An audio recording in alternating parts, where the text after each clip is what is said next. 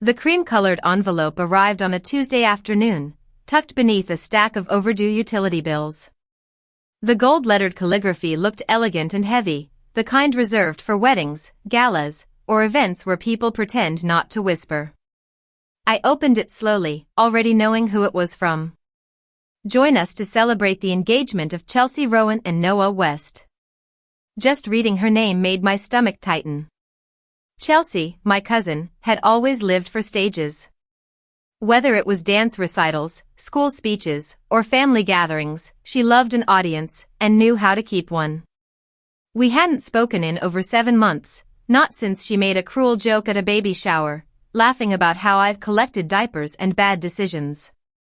I had laughed along at the time, just to keep peace. But the words stayed.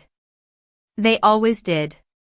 At 32, I was a single mom to Eli, a bright-eyed boy who thought spaceships were real and monsters lived under his bed only if he didn't say goodnight to them. I worked 2 jobs, mornings at a community center and late nights as a freelance copy editor. Our apartment was small but full of life. And even though I was constantly calculating what bill could be paid late without penalty, we were okay. Not perfect.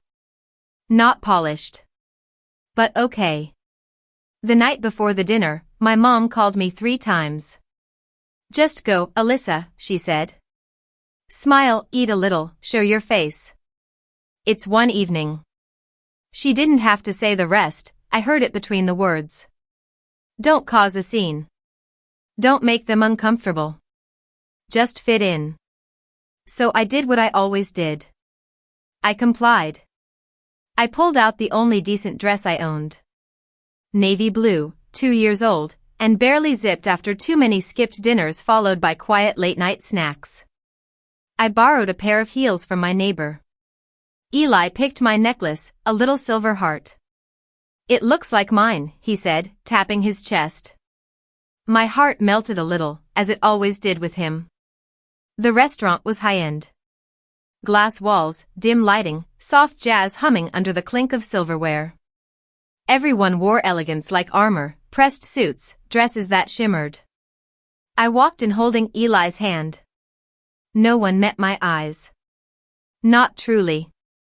Just quick nods, surface smiles. Chelsea swept over to me in a champagne-colored silk dress that fit her like it had been sewn onto her body. She kissed my cheek as if we were strangers with a shared past and whispered, "So glad you came," without a flicker of sincerity. Her eyes shifted to Eli. "Just the 2 of you?" she asked, tilting her head like it mattered. "Just us," I said. "Oh," she replied, before floating off toward her real guests.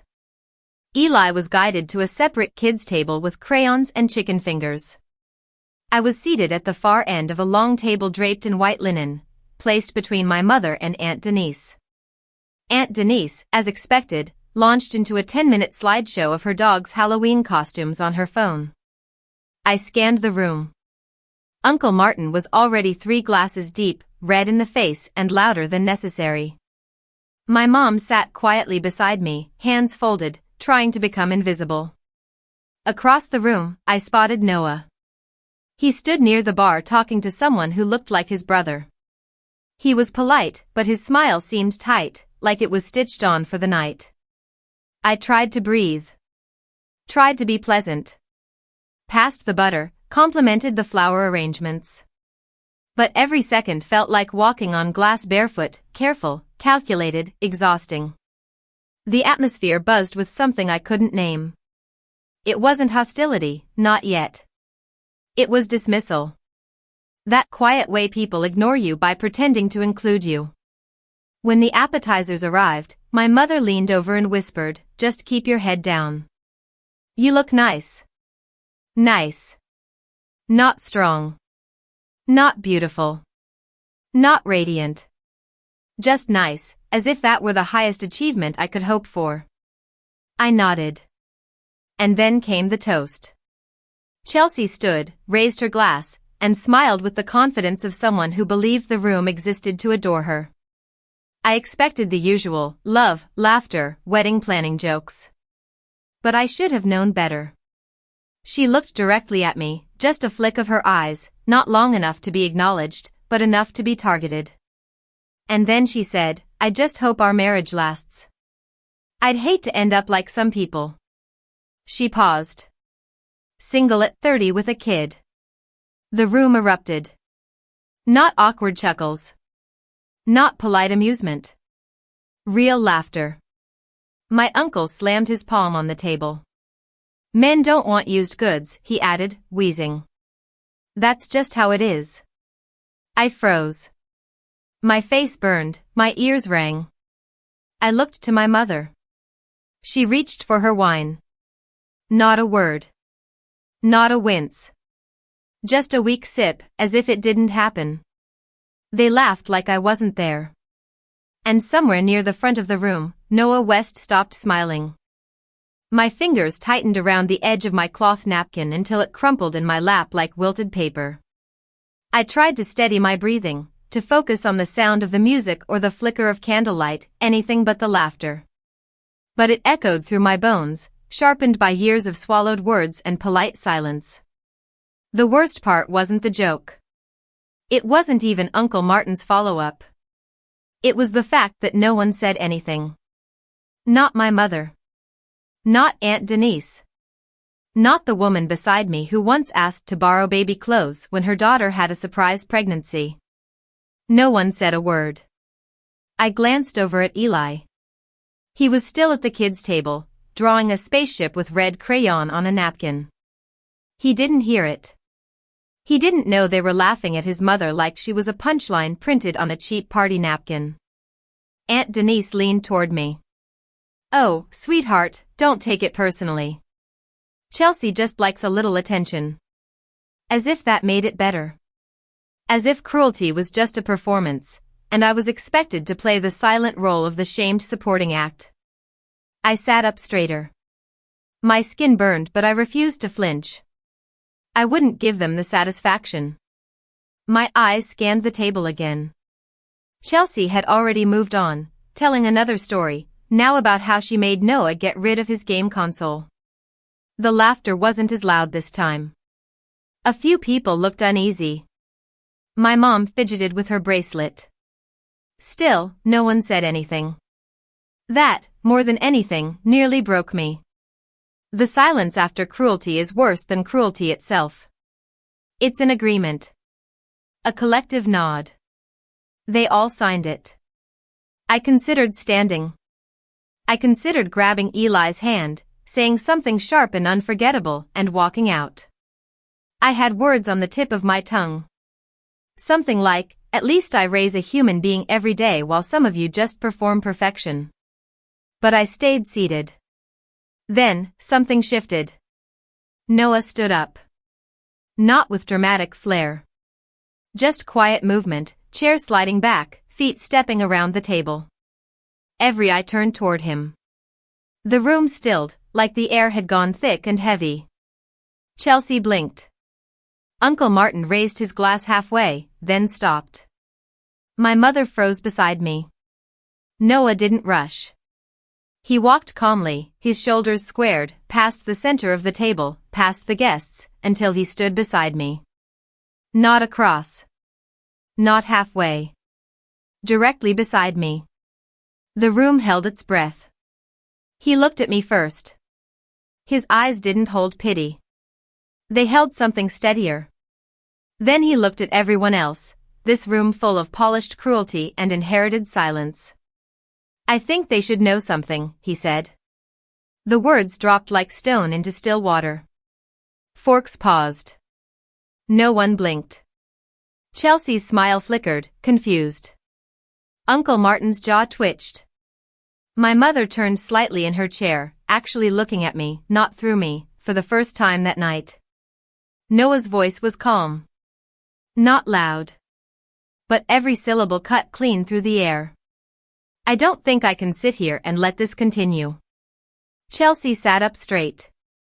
"Noah, what are you doing?" Her tone was sweet at the edges, sharp underneath.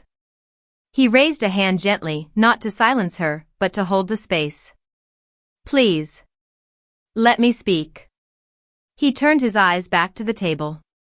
You all laugh at Alyssa like her life is a cautionary tale. Like she's some example of failure or consequence. But you know nothing about her. You don't know what it took for her to get here tonight. You don't know how many times she had to choose between groceries and rent. How many nights she worked until dawn and still got up to make Eli's breakfast with a smile. A ripple went through the table. A shuffle. A cough. But no one interrupted. He continued. 2 years ago, I was in a bad place. I had just lost my job.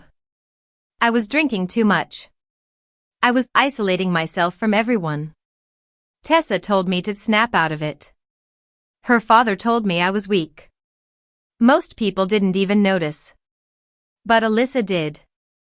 She wasn't close to me. She wasn't obligated. But she checked in. Every week. She helped me with my resume. She found connections in places I didn't even know to look. She gave me back my dignity without asking for anything in return. My hands trembled slightly. I didn't know he remembered all of it. I had done what I thought anyone should do when someone is drowning. Noah looked back at me. You didn't owe me anything. But you helped me anyway. And when I finally got back on my feet, when I started rebuilding, it was because someone like you, someone this room keeps trying to diminish, showed up when no one else did. He turned back to the room, this time with something steelier in his voice. So when you laugh at her, when you reduce her to some tired stereotype, you're not mocking a stranger. You're mocking the person who saved me. You're mocking someone who deserves more respect than anyone else sitting at this table tonight. Chelsea stood then. Are you trying to embarrass me? No, Noah replied, calm as stone. You did that yourself. And just like that, the room fell quiet again. But this silence was different. This one came with shame. No one moved. The air in the dining room had shifted completely, like the temperature dropped and no one knew whether to reach for their coat or just sit and shiver. Chelsea was frozen mid-step, her cheeks flushed, jaw clenched so tightly it looked like her teeth might crack. Uncle Martin looked down at his glass. Aunt Denise pursed her lips. Even the servers hovering near the walls had gone still, like the entire restaurant had felt the tremor. I sat there, still, unsure whether to breathe or cry or both. Noah had said what I never thought anyone would. And more importantly, he had said it right there. Not later in a quiet hallway, not in a pity-filled text, not over coffee weeks from now. He said it when it mattered. In front of everyone who needed to hear it. My mother stared down at her folded hands. Her bracelet, the one she always wore on formal occasions, shook slightly against her wrist. For the first time, I saw something crack in her expression. Not defensiveness. Not embarrassment. Just something that looked dangerously close to recognition. Chelsea tried to laugh. A sharp, humorless sound. Well, I guess we've all had a little too much wine. But Noah didn't flinch. This isn't about wine, he said. It's about a culture of silence. About sitting through one too many dinners where jokes like that go unchecked. About treating someone like Alyssa as less, not because of who she is, but because of what she isn't to you. Married. Perfect. Approved. He turned to Chelsea. You've spent this entire night performing for people who already believe they're better. You didn't just insult Alyssa. You embarrassed yourself. Chelsea's face went blank, then hard. So, what, you have feelings for her? Noah stared at her like she had missed the point by a galaxy. I admire her. I respect her. And I'm not going to stand beside someone who uses family dinners to tear people down in front of their children. Everyone's eyes flicked to me. My throat tightened. Eli. I glanced toward the kids' table. There he was, still humming quietly, focused on his crayon drawing, thankfully untouched by the chaos unfolding a few feet away. I felt something then, not rage, not pride, but a kind of fierce stillness. A center returning to itself. A voice I hadn't used in years rising from deep inside. Noah turned back to me. He didn't touch my hand. He didn't offer dramatic gestures. He simply stood close enough that I could feel the weight of his presence. You didn't deserve that, he said softly. Any of it. I looked up at him, heart thudding, tears threatening. But I didn't cry. I nodded. That was all I could manage. And it was enough. I stood. Slowly. Deliberately. As I rose to my feet, I saw it in their eyes, the shift. The discomfort. The quiet realization that they weren't just bystanders anymore. They were part of it. The years of looking past me, of labeling me a reminder of what not to become, of turning judgment into tradition, it had all led to this moment. And this time, I wasn't going to shrink. I think we'll head out now, I said. Not loud. Not cold. Just firm. Clear. Chelsea said nothing. Her jaw worked silently, like she was chewing words she couldn't spit out. Uncle Martin muttered something under his breath, but no one laughed. Not anymore. I walked to Eli. He looked up at me and smiled, holding out his latest drawing, a rocket ship blasting toward a bright yellow sun. Ready to go meet you, buddy? I asked. He nodded, slipping his tiny hand into mine. Are we going home now? Yes, I said. We are. As we turned toward the exit, Noah stepped aside. He didn't follow, didn't speak again. He just gave me a small nod, the kind that said, I saw you, and I still see you. I looked back one last time. The table was silent. Chelsea sat stiff in her chair, arms crossed like a child told she couldn't have dessert. My mother stared into her wine glass as if it held answers she had refused to ask for years. Uncle Martin scrolled through his phone, pretending to be anywhere but there. No one stopped me. And for the first time in a long time, I didn't want them to. I walked out with Eli's hand in mine, my heels clicking against the polished floor, no longer afraid of the sound they made. This time, I wasn't the punchline. I was the one who walked out whole. The moment we stepped outside, the air felt different. It wasn't colder. If anything, it was lighter, cleaner, like something heavy had been left behind inside that room. Eli skipped a little ahead on the sidewalk, his drawing fluttering in his hand like a flag. He was humming. Still happy. Still untouched by the slow poison that had tried to seep into me all evening.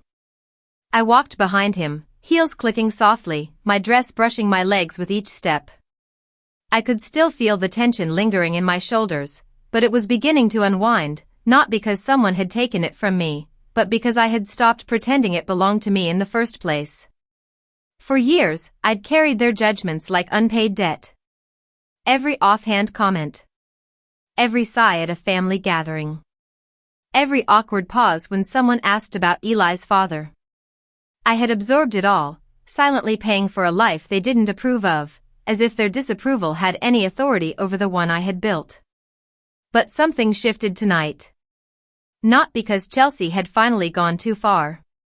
Not because Noah had stood up. Though both of those things mattered. No, the shift came when I didn't flinch. When I heard the laughter and stayed still. When I refused to laugh along. When I chose to stand up, to gather my son, and walk out not in shame, but in certainty. I used to think that leaving was the same as giving up. But now I know, sometimes, leaving is the bravest thing you can do. When we got home, Eli kicked off his shoes and raced to the couch, already asking for his favorite bedtime story. I changed into pajamas, washed off the makeup that had started to feel like a mask, and joined him under the soft lamplight.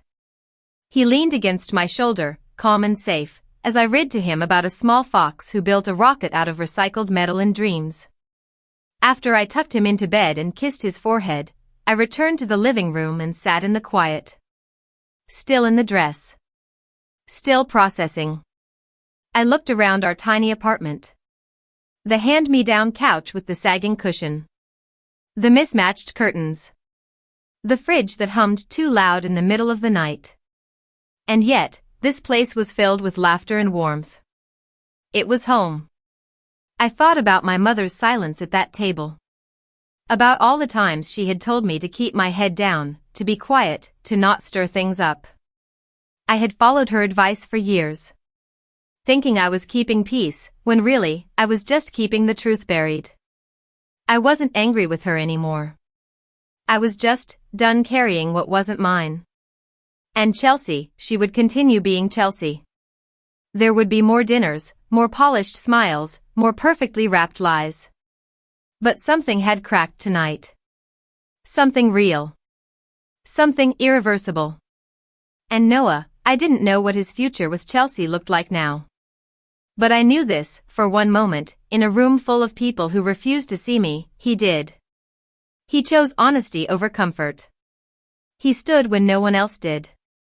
And he gave me nothing I didn't already have, but reminded me I was right to hold on to it. My phone buzzed on the counter. A single message from my mother. I'm sorry. Just 2 words. It didn't undo anything. It didn't erase years of quiet complicity. But it was something. A beginning, maybe. A crack in the stone wall she had spent her life guarding.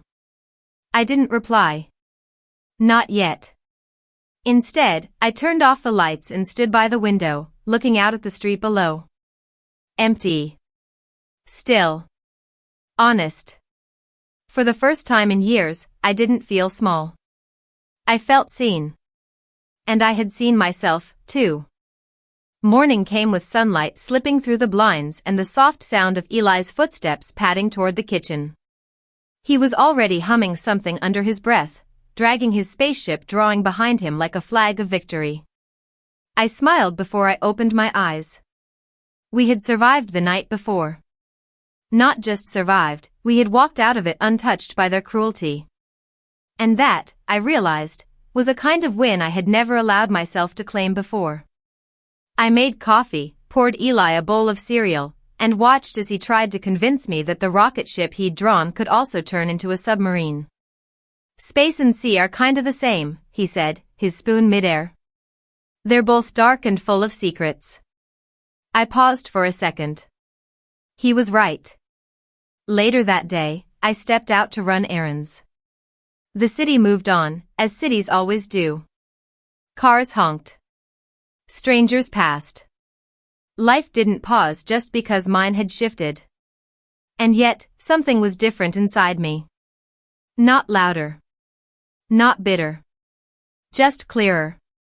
I passed a woman outside the post office, her toddler hanging off her hip, her purse spilling receipts. She looked tired. Not just physically, tired in her eyes, in her shoulders. I recognized it because I had seen it in my own mirror too many times.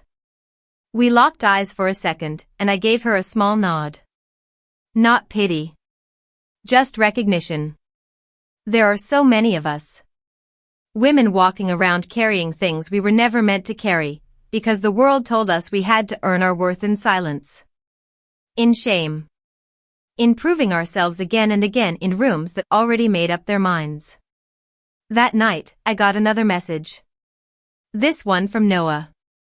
Just wanted to say thank you. For everything you did for me. And for standing tall last night. You didn't just change the room. You changed the story. I stared at the message longer than I meant to. Not because I needed his validation, I didn't. But because it felt like proof that what I had always known was finally spoken out loud. I replied simply, thank you for not sitting quietly. He didn't respond immediately, and that was okay. There was nothing more to prove. A few days passed. I didn't hear from Chelsea. Not a message. Not a call. I didn't expect one. And honestly, I didn't need one. I wasn't holding my breath for apologies anymore.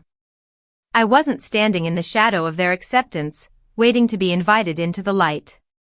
I had already stepped into it. On my own. At work, someone asked if I was tired. You look different, they said. Lighter. I just smiled. Because I was.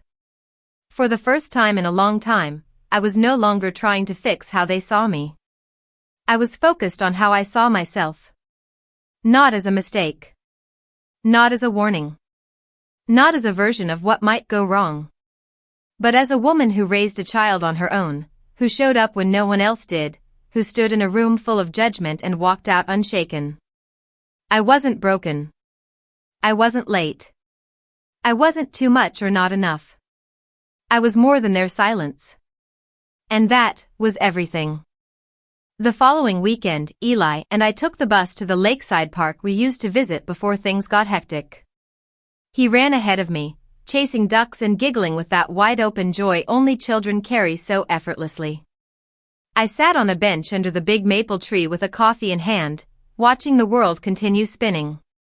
A light breeze brushed my face, the kind that doesn't demand attention but insists on being felt. I thought about how many years I had spent justifying my life to people who were never really listening. I had answered questions with soft tones, crafted explanations that made my choices seem less bold, less threatening. I had laughed off dismissive comments, changed the subject, swallowed my pride. I had minimized myself to fit inside their comfort. All for what? Their approval never came. And it was never mine to begin with. Now, as I watched Eli climb a rock and proudly declare he'd reached Space Mountain, I felt something deeper than peace. I felt release. Not just from the night at the dinner, but from all the nights before it, all the unspoken slights, all the family gatherings where I had smiled just enough not to be a problem. Noah's voice still echoed in my memory sometimes. Not because it saved me, but because it reminded me I wasn't imagining it. That what I had been carrying wasn't invisible. That someone saw it, named it, and refused to let it pass unchallenged. And in doing so, he changed the atmosphere. He didn't fix me. He didn't elevate me. He amplified me. And then he stepped aside so I could walk forward on my own. Later that day, Eli sat beside me on the bench, out of breath and clutching a crumpled piece of grass. "Mom," he said, completely serious, "you're like a rocket ship." I turned to him, puzzled. "What do you mean?" "You're strong and fast and you go where no one else does. And you carry me." My chest tightened. He wasn't trying to be poetic. He was just telling the truth. And in that moment, I realized that was the only truth I needed. Not theirs. Not the family's. Not society's checklist of what womanhood is supposed to look like. Just this. The truth of a boy who felt safe and loved. The truth of a mother who kept going. That night, I opened a notebook I hadn't touched in years. The pages were blank, waiting. I used to write stories all the time before life demanded more urgent things, rent, childcare, exhaustion. But now I had a story. One that wasn't perfect. One that wasn't polished. But one that was mine. I began to write. Not the version they told about me. Not the version they tried to make me live. But the one I had survived. The one I had earned. The one I had refused to abandon, even when they all laughed. It was no longer their story. It was mine. The story I actually lived. The final pages of some stories aren't written with grand gestures or climactic finales. Sometimes they arrive gently, quietly, not with a bang, but with a breath. That's how this chapter began. Not with an apology from Chelsea, or a letter from my mother, or a family gathering where everything magically changed. But with a simple moment of stillness in my own home, knowing that I no longer needed any of those things to feel whole. Eli was asleep, curled up in his blanket, his spaceship drawing tucked under his pillow like treasure. The room was dark, except for the warm glow of the lamp beside my bed. I sat there, notebook open again, my pen still. For the first time in years, I didn't feel like I was waiting. Not waiting to be invited, not waiting to be understood, not waiting to be redeemed. I had stopped shrinking. I had stopped apologizing for my choices, for my voice, for the weight I carried and the way I carried it. I had stopped explaining why I deserved to be in the room. And somehow, by choosing to leave that night, I had finally arrived. They used to talk about me like I was something that happened, a mistake, a phase, a deviation from the plan. But I am not a detour. I am not a second draft of a better story. I am the author. Noah and I never spoke much after that exchange. There were no secret messages or hinted futures. What we shared was more profound than that. It was a moment. A breaking of silence. A realignment of truth in a room full of polished fictions. Sometimes, the person who changes everything isn't the one who stays, it's the one who stands. Weeks later, my mother called again. Her voice was softer this time. Not rehearsed, not defensive. I was wrong, she said. I should have said something. I didn't rush to comfort her. I let the silence stretch, not out of cruelty, but honesty. I know, I said. It was enough. Maybe not for the past, but for whatever came next. As for Chelsea, her wedding went on as planned. The photos looked flawless. The smiles were wide. The dress was immaculate. But behind all that, I wondered if anything real had changed. And then I let it go. Because her story was never mine to carry. I began to submit pieces of my writing again. Not all of them were accepted. Some came back with notes, others with silence. But each time I sent something out into the world, I felt more rooted. More seen, not by editors or readers, but by myself. One afternoon, Eli came home from school with a certificate for kindness. He had helped another child who had fallen on the playground. I gave him my tissue, he said proudly.